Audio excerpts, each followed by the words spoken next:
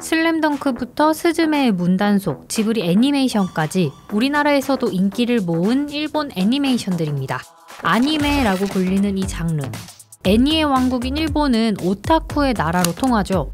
저는 일본 콘텐츠를 볼 때마다 우리와는 조금 달라서 저 캐릭터는 왜 저럴까? 일본 사람들은 왜 저런 표현을 할까 생각해보기도 했는데요.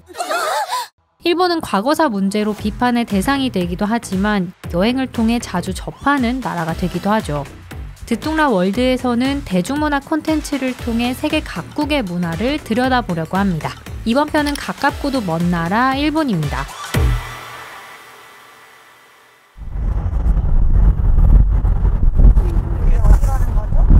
그 일본에 오타쿠가 많다 이런 얘기는 저희도 했었잖아요. 근데 오타쿠 노믹스라는 말이 있는 거예요. 그러니까 오타쿠랑 이코노미를 합친 말인데 진짜 산업이 어마어마해가지고 그냥 많다 정도가 아니라 일본 인구의 뭐 10분의 1 정도는 그냥 오타쿠래요. 근데 그러니까 이 사람들이 그냥 일본을 먹여 살릴 정도로 경제적으로도 굉장히 이게 좀 의미가 있더라고요. 그런 게 좀 궁금했거든요. 좀 더 전문적으로 얘기를 해주실 분을 저희가 찾았습니다. 근데 이 책을 쓰신 분이거든요. 그러니까 이분이 문화 심리학자여서 문화의 관점에서 일본이 오타쿠 나라가 됐나, 이거를 일본 사람들의 문화가 이렇기 때문에 이렇게 될 수밖에 없었다, 이런 걸 굉장히 진짜 재밌게 잘 풀어낸 책이더라고요. 그래서 이 교수님을 어렵게 저희가 섭외를 해가지고 만나러 가고 있습니다. 많이 했어요? 그쵸, 저 이 책도 있고 또 책 어딨지? 아무튼 저기 책도 있고.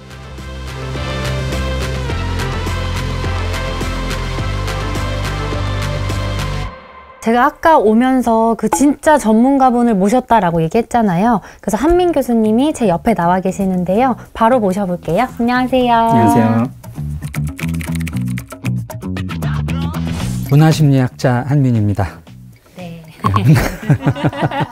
그러니까 교수님도 슬램덩크 세대시더라고요. 네네. 저만 해도 슬램덩크를 사실 애니메이션으로 봤거든요. 근데 교수님께서는 그럼 만화책으로 보셨던 세대이신가요? 네. 뭐 슬램덩크 만화를 보면서 소니 뭐 CD 플레이어 들으시고 뭐 그러셨던 세대신가요? 네, 딱 그런 세대죠. 네, 아까 교수님이 사실 소개하시기로는 심리학자라고 하셨잖아요. 네. 그래서 저희가 뭐 일본 뭐 문화 전문가 아니면은 뭐 일본어 전공하신 분이 아닌데 교수님을 모신 데는 다 이유가 있거든요. 네. 근데 보통의 저희 듣동러 분들께서 그러니까 문화 심리학이라는 걸 사실 아는 사람들이 많진 않잖아요. 네. 근데 저희가 일본을 이해하기 위해서 이 일본 사람들의 문화 심리를 왜 알아야 되냐라고 하면은 어떻게 답변해 주실 수 있으실까요? 문화 안에는 이제 그 나라 사람들이 바라고 원하고 해왔던 일들이 이제 녹아 들어가 있죠. 심리학 용어로는 이제 투사라는 용어가 있는데, 투사는 이제 내가 보고자 하는 것을 내 밖에서 보는 겁니다. 예를 들어서 뭐 일본의 소년물에 많이 나오는 이제 대사인데요. 강해진다는 얘기를 그렇게 해요. 강해져서 누구 지킨다 뭐 이런 식의 표현을 많이 씁니다. 반드시 호카게가 돼서 내 손으로 그걸 지켜낼 거야. 이제 그런 걸 보고 싶다는 얘기죠. 그래서 평소에 자기는 내가 강하다는 것을 느낄 일이 잘 없다. 뭔가를 지키지도 못한 적이 많다. 그래서 이제 누군가를 강해져서 지키고 싶다라는 얘기를 그렇게 하는 거죠. 그런 사람들의 욕망이 어떤 콘텐츠에 반영되어 있습니다. 투사되어 있다라고 하는데, 그래서 이제 특정 나라의 문화 콘텐츠에서 반복되는 이런 대사들, 반복되는 이야기의 구조들이 그 사람들이 진짜 원하는 거, 그 사람들의 기본적인 마음의 구조라고 볼 수 있겠죠. 네. 그럼 저희가 이제 본격적으로 오늘의 주제인 일본 문화 얘기를 해볼 텐데요. 일본 문화라고 하면은 빼놓을 수 없는 게 애니메이션이잖아요.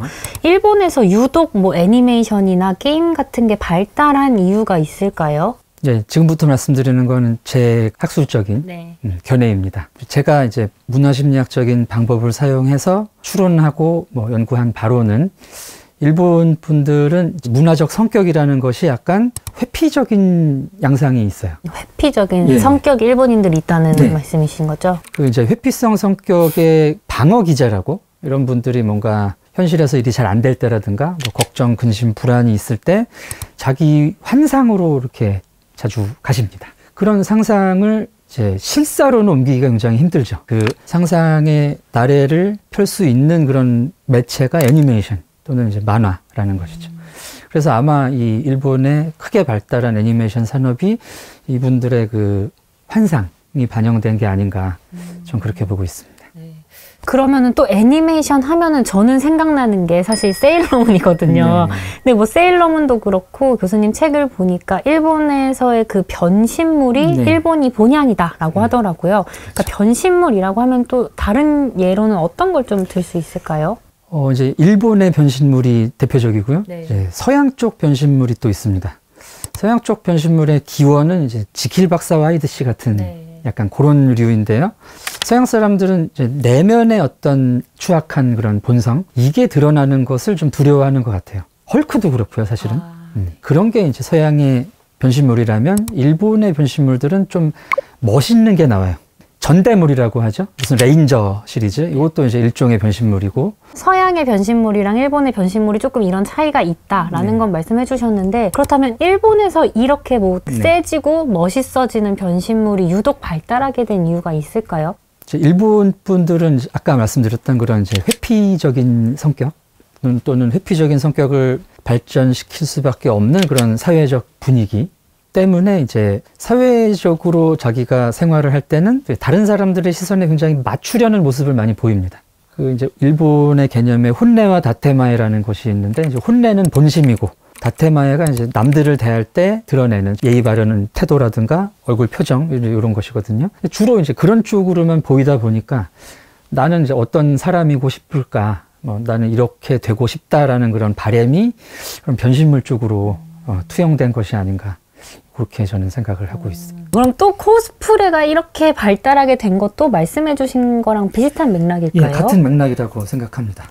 영상물이나 애니메이션으로 보는 거로는 충족이 안 되고 직접 내가 현실에서 그런 모습이 한번 되고 싶은데 근데 그 사람들한테 섞이고 그런 모습으로 살아갈 수는 없어요. 그래서 이제 일종의 사회적 약속인 거죠. 다른 사람들도 이 사람이 오늘은 다른 모습으로 살아가는 날인가 보다 하고 이제 봐주고 그런 이제 일탈의 날, 뭐 그런 기회로 그 코스프레라는 것을 이용하는 것 같습니다.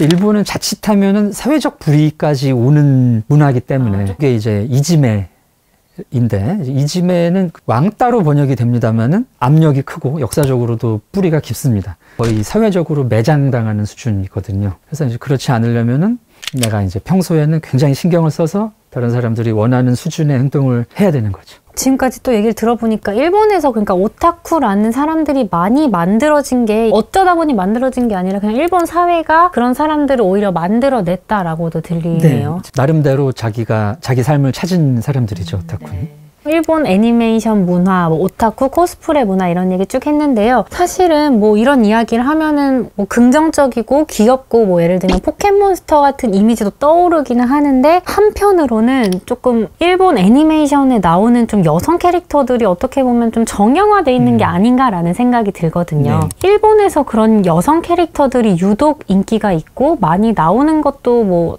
특별한 이유가 있나요?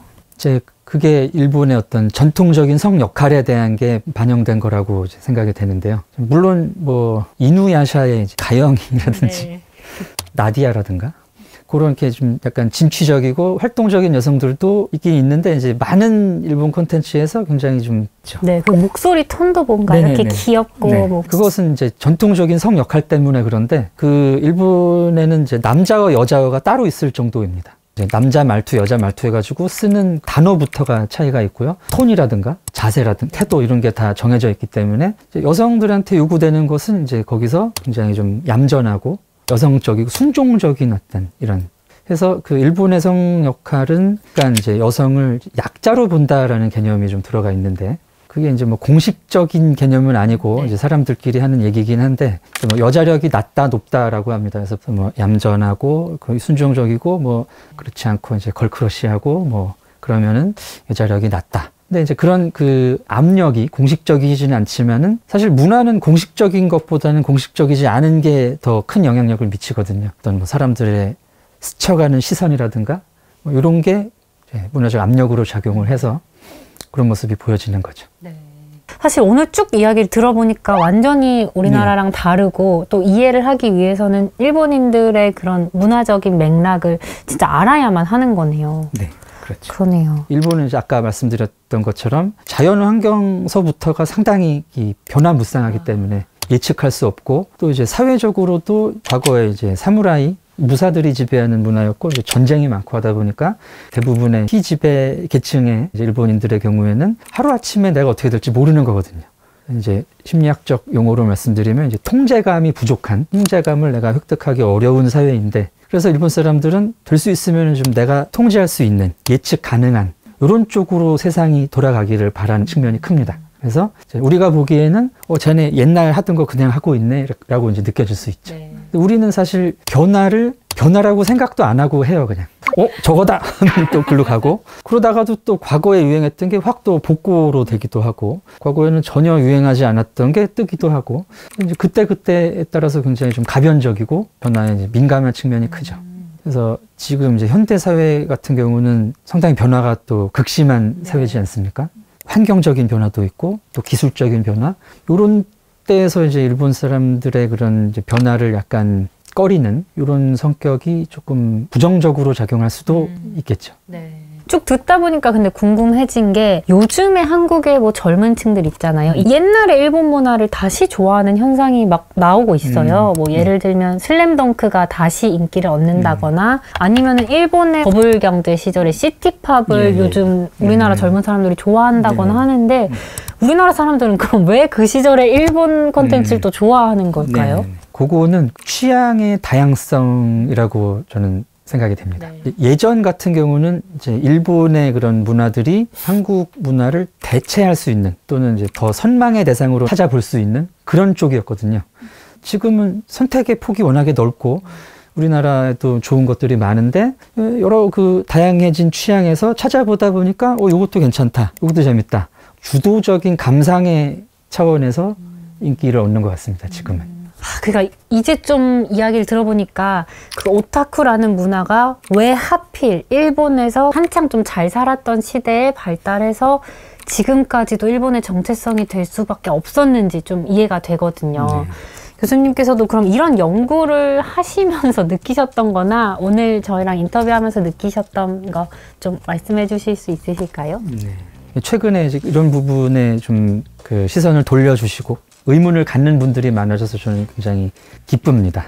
이제 그게 뭐 자기 이해 욕구일 수도 있고, 뭐 타인 이해 욕구일 수도 있고, 그런 여러 사람들이 어울려가는 세상에서 더 내가 잘 살기 위한 그런 욕구가 반영된 것으로 봐서 앞으로 더 제가 할 일도 많아질 것 같고, 그런 의미에서 이제 여러분들이 저를 불러주셔서 굉장히 감사하다, 이런 말씀도 드리고 싶습니다.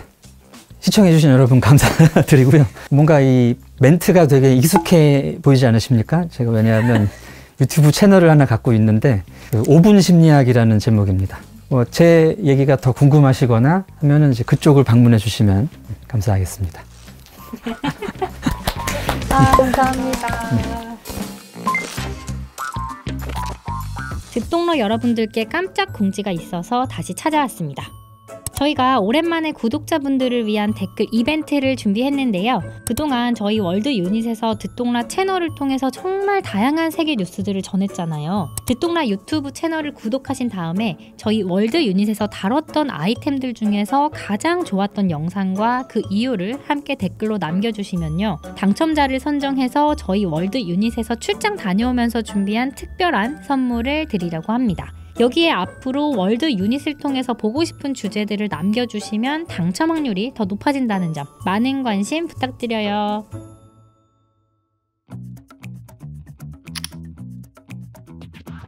벌써 일본 안 갔다 왔는데 일본 갔다 온 것 같아요.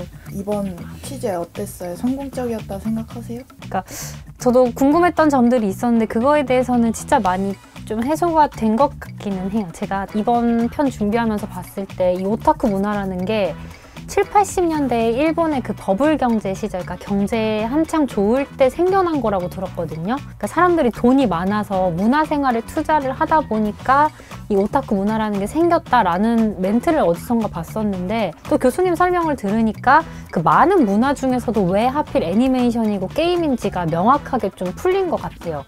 아니 그리고 저는 사실 수영 운동하는 것도 일상 그 회사 일이랑 분리되는 어떻게 보면 회사 일 저는 일상과 좀 분리시키기 위해서 물속에 들어가거든요. 그러니까 일본 사람들도 그 일상생활에서의 압력감이 굉장히 높다고 선생님이 설명하셨잖아요. 그러니까 그 압력감에 대해서 분리하기 위해서 자기 자신을 제3의 세계인 애니메이션이나 게임 속에 이렇게 투영시키는 게 아닌가라는 생각이 들었고요. 그러니까 그런 사회이기 때문에 유독 그런 문화가 발달할 수밖에 없었다라는 것 같아요. 2탄 갈 거예요? 2탄 가나요? 그거는 모르겠네요.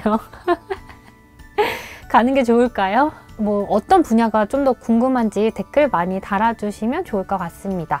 그러면은 저희의 오늘 준비한 방송은 여기까지입니다. 화수목 아침 7시 듣동라가 습관이 됩니다.